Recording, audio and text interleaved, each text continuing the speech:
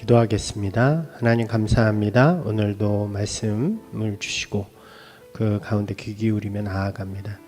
주님의 말씀이 우리 마음밭에 잘 심겨지게 하시고 우리가 믿음으로 주의 길을 따르는 자들이 되게 하여 주시옵소서.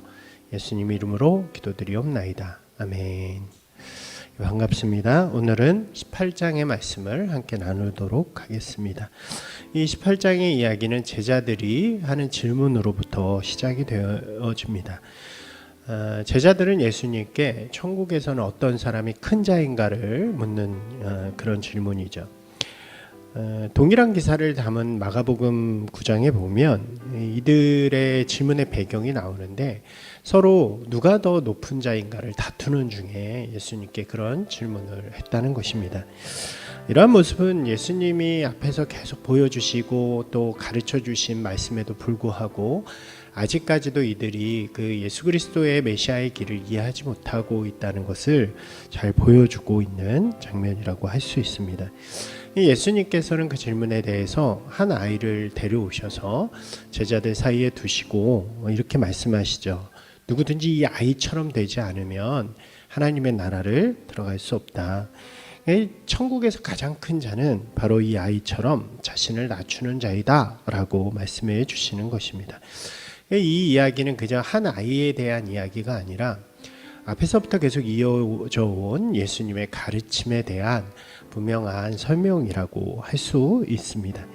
율법의 시대 속에서는 율법을 잘 지키는 것처럼 자기를 포장하고 또 그것을 통해서 자신을 높이는 마치 바리새인들과 같은 자들이 큰 자처럼 보였다면 이제 은혜의 시대는 그게 아닌 거죠. 은혜의 시대는 자신을 오히려 낮추고 자신의 죄된 모습, 자신의 부족한 모습을 주님 앞에 내어놓고 주님의 은혜를 구하고 또 그 은혜를 받는 자들이 하늘나라 천국에서는 가장 큰 자가 된다라는 것을 분명하게 이야기해 주시는 것입니다.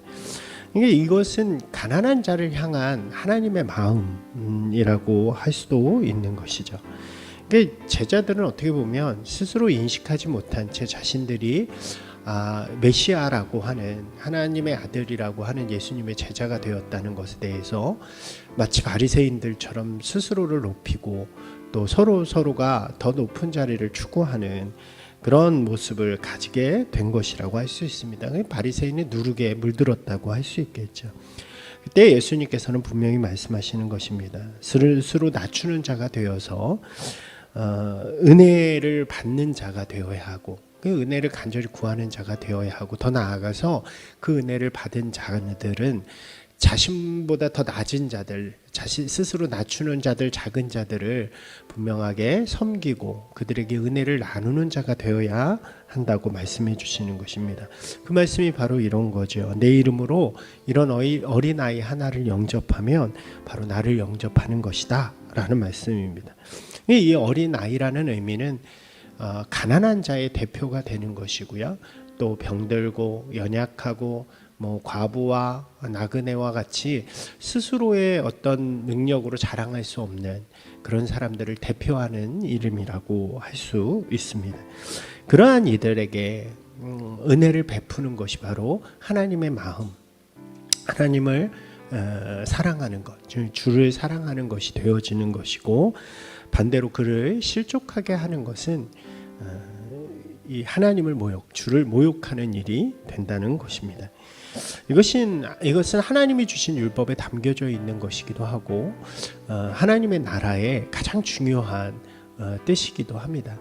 이 가난한 자들을 구원하셔서 하나님의 백성을 삼으신 하나님의 모습인 거죠. 그렇기 때문에 반대로 이야기하면 누군가를 실족하게 하는 것은 하나님의 나라를 방해하는 것이 되어지는 것이고 그것은 앞에서 언급했던 성령을 모욕하는 일이 되어지는 것입니다. 그래서 반드시 그러한 사람은 심판을 받게 될 것이라는 것이 다시 한번 등장하는 거죠. 이 말씀은 가난하고 연약한 자들을 무시하고 차별하던 당시 종교적인 습관들 또 종교적인 사람들의 모습을 지적하고 있는 것이기도 합니다. 예수님께서는 다시 한번 제자들에게 이러한 어린 아이를 잘 섬기는 것이 바로 하나님 나라의 중요한 일이라는 것을 강조하시면서 한 가지 비유를 이야기해 주십니다. 그것은 양을 가진 주인의 비유인데요.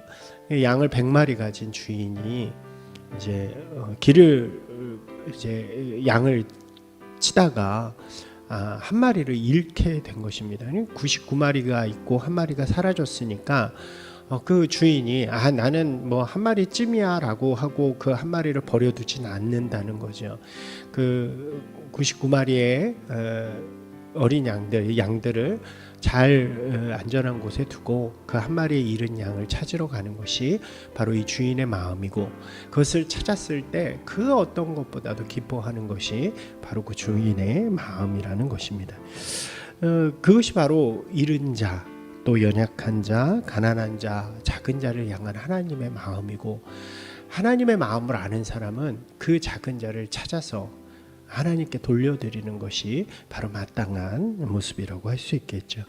예수 그리스도께서 이 땅에 오신 이유가 바로 그것이고, 그 하나님의 마음을 채워드리기 위해서 오셔서 십자가의 죽으심으로 또 고난을 받으심으로 그 일들을 행하시는 것입니다. 그게 메시아의 길이고, 그리고 그 길을 따라와야 하는 것이 바로 제자들인 거죠. 제자들은 이 마음을 잘 이해해야 하고, 또 분명하게 자신의 삶을 통해 고백하고 따라와야 하는 것입니다. 그것이 될 때 이들은 그 길을 따르게 되는 거죠. 그리고 후에 실제로 이들은 예수님의 그 길을 따르는 자들이 됩니다. 오늘 이 말씀은 우리에게도 참 많은 생각들을 하게 되죠. 어쩌면 이 제자들의 모습은 우리들의 모습이라고 할 수 있을 것 같아요. 우리도 그렇죠. 내가 교회에서 얼마나 많은 일을 하나, 또 내 신앙이 얼마나 크나, 이런 것을 가지고 자랑하기도 하고, 내 마음속에 내가 저 사람보다 더 커, 더 높아, 더 많은 상급을 받을 거야 라고 하는 그런 교만한 마음들이 늘 우리 가운데 있기도 하고, 또 그러한 유혹들이 우리 가운데 찾아오기도 합니다. 그러나 우리가 분명하게 알아야 하는 것은 우리는 이미 측량할 수 없는 하나님의 놀라운 은혜를 받은 사람들이라는 거죠. 더 받을 게 있는 것이 아니라 이미 죄에서부터 심판으로부터 구원을 받은 자들이기 때문에 그 은혜를 받음에 감사하면서 우리가 할 수 없는 그 작은 자일 때 받은 그 은혜를 이제 동일하게 마땅히 은혜를 받기 어려운 자들에게 이렇게 나눌 수 있는 예수 그리스도의 마음을 품고 주의 마음으로 세상 가운데 어렵고 힘들고 가난한 자들에게 그 은혜를 나누는 것이 바로 우리의 모습이 되어야 한다고 할 수 있습니다.